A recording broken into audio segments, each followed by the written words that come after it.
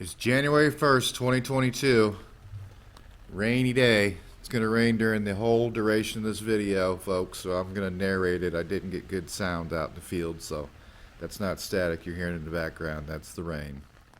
This is the ATA, American Taekwondo Association World Headquarters. H.U. Lee founded it, and this will be a story about his life, and we'll be going to the cemetery and seeing his elaborate grave. H.U. Lee was born in Manchuria, China in 1936. After World War II, his family relocated to South Korea, where he began his martial arts training in 1953 and earned his first degree black belt in 1954 in 1 year. In 1956, Lee entered the Korean Army as a trainer for special troops. He spent this time as part of an intelligence unit. After 3 years, he retired and opened a Taekwondo school in Osan Air Force Base. There, he met Richard Reed, who would later be the sponsor to his immigration to the United States in 1962. Lee moved to Omaha, Nebraska, where in 1969 he co-founded the American Taekwondo Association. Omaha remained the organization's headquarters until Lee relocated it to Little Rock, Arkansas in 1977. Lee developed the discipline of Songham Taekwondo in 1983. And in 1990, the ATA's Master Council awarded Lee the rank of 9th degree black belt and the title of Grand Master. Now this is up near the front door of the ATA, and they have plaques of today's Grand Masters. And coming up here right now is H.U. Lee's plaque.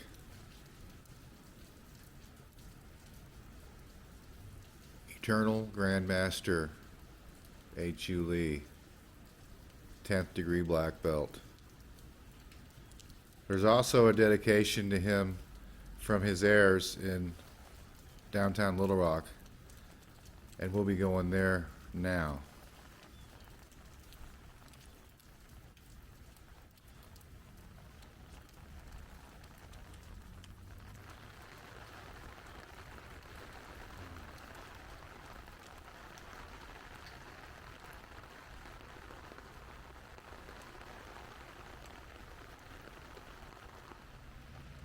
In 2007, some of Lee's heirs decided to give a tribute back to Lee's home in the United States and arranged to have the traditional Korean gate built in Korea and shipped to Little Rock. This cost about $1.4 million, and the gate itself weighs about 8 tons. This gate stands at the end of the Main Street Bridge in the heart of Little Rock, Arkansas, representing a symbol of both friendship between South Korea and the United States, and as a tribute to martial arts. Here's a plaque on the state building here, put there by the ATA. You can pause and read it.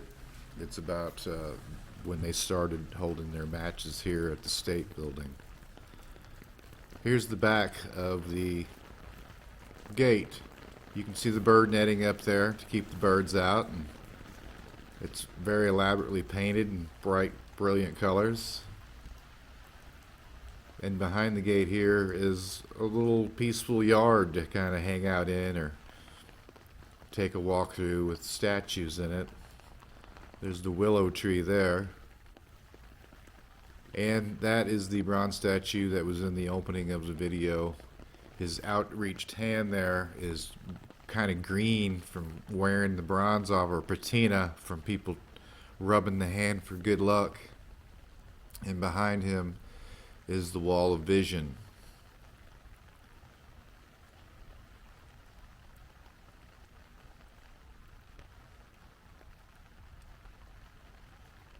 It never stopped raining all day, but we persevered and made this video anyway.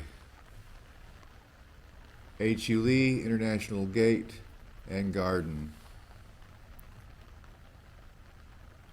Now we'll head over to the cemetery where his memorial is at Forest Hills Memorial Park.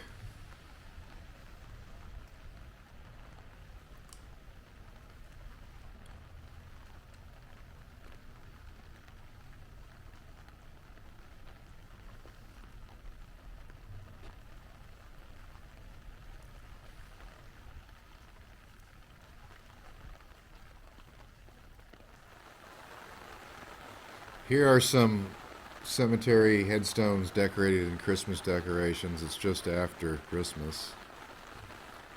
If you go to the cemetery around Christmas time, believe it or not, most large cemeteries are highly decorated. I'd recommend it. These are just a few headstones that were decorated from folks' family with poinsettias and things like that.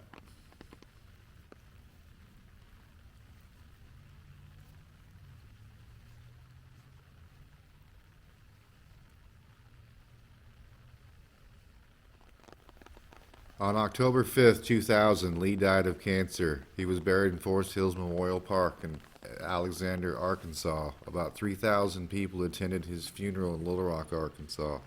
And President Bill Clinton sent his condolences to Little Rock Mayor Jim Daley. Lee's brother, Soon Ho, later was promoted to the 9th degree Grand Master. Lee's widow, Sun C. Lee, received her late husband's shares in the company and became the new chairman of the board of the ATA.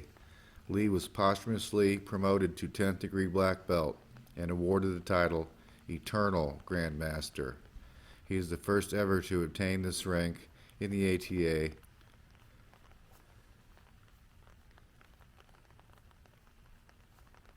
I don't know what the significance is of this mound is, but it's very elaborately carved in granite around the edges, and you got this dragon turtle, I guess, for lack of a better term.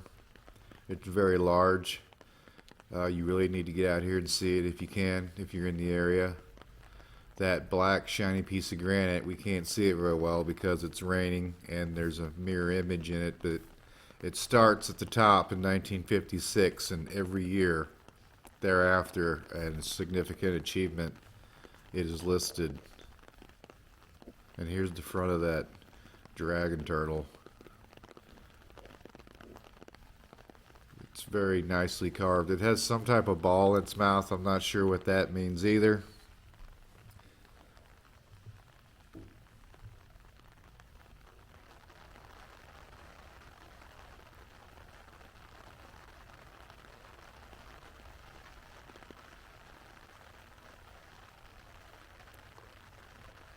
Now here someone left a pin, like an ATA pin,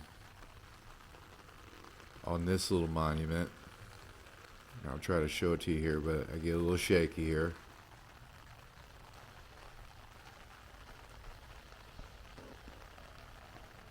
And folks leave coins inside this little lantern on top, and you can see there had been candles in there that burned down to nothing.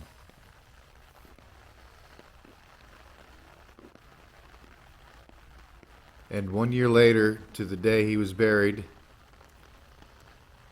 October 5th, 2001, this plaque was placed here, basically from the mayor of Little Rock and the mayor of North Little Rock.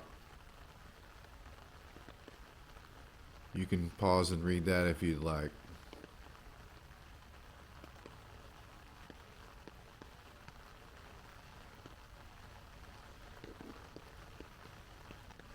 If you like this video or learned anything, please like and subscribe. I'll be trying to get them out quicker than I have. This was the longest little stretch I've had, and I apologize for that. But as a lot of folks, I had a lot of stuff going on, and I will do better. See you in the next video.